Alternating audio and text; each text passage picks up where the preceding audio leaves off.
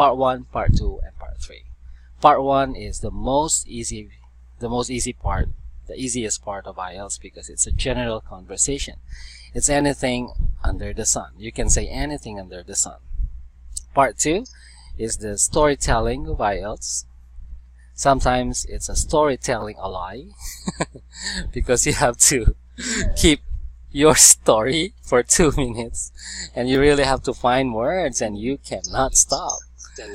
And then part 3 is like the debate part of IELTS. You should defend your answer.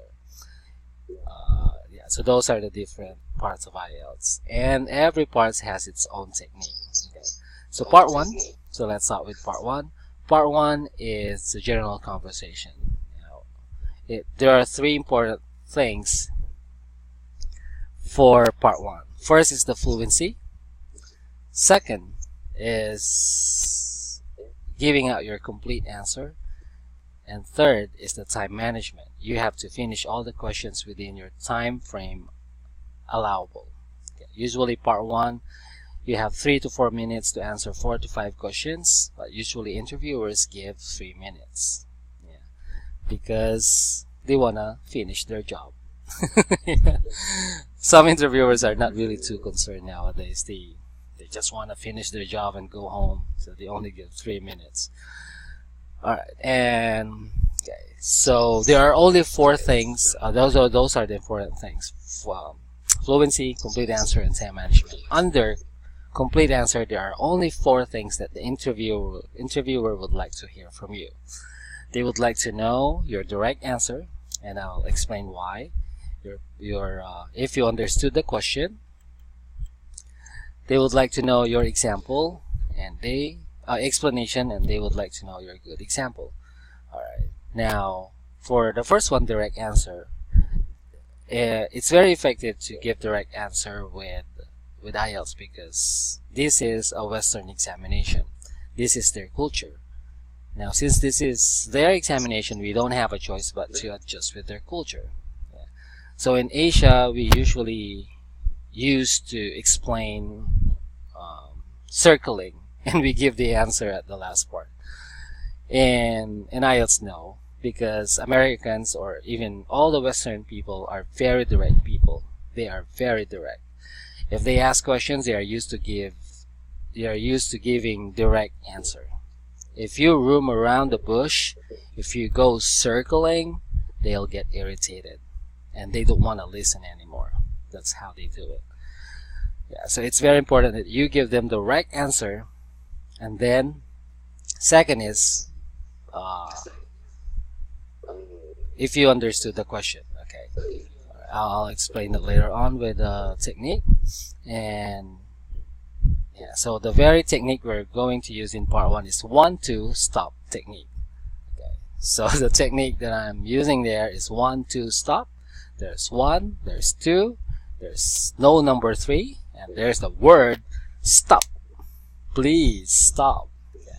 Why? Because you have to protect your fluency. Okay, and I'll explain that further.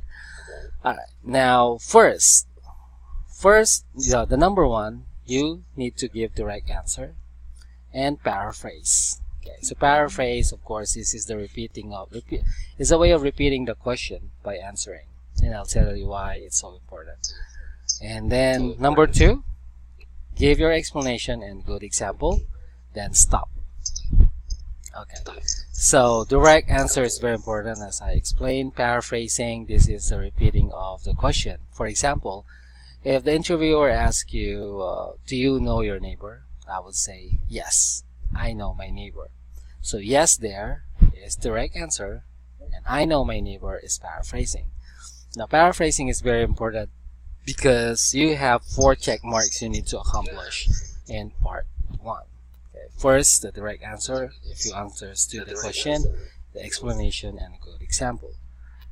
So if the interviewer asks himself, did she understand my question? Oh yeah, she did, because she paraphrased it. That's the best way of getting a check mark in the part if you understood his question, her question. Okay.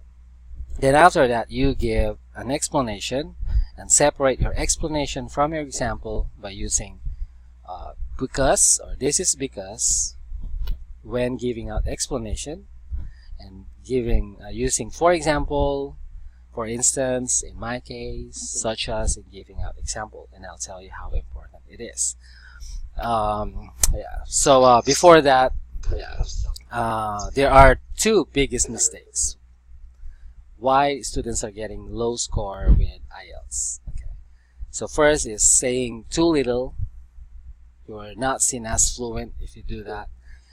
Second is saying your answer too long, because it will cause you to rumble. So for example, the interviewer asked me, what is your job? I said, teacher. That's it. Next question. Alright. The interviewer will get nervous. Oh, my applicant was not fluent because her answer is too short. Low score. That's a low score. Now the opposite. If your answer is too long, if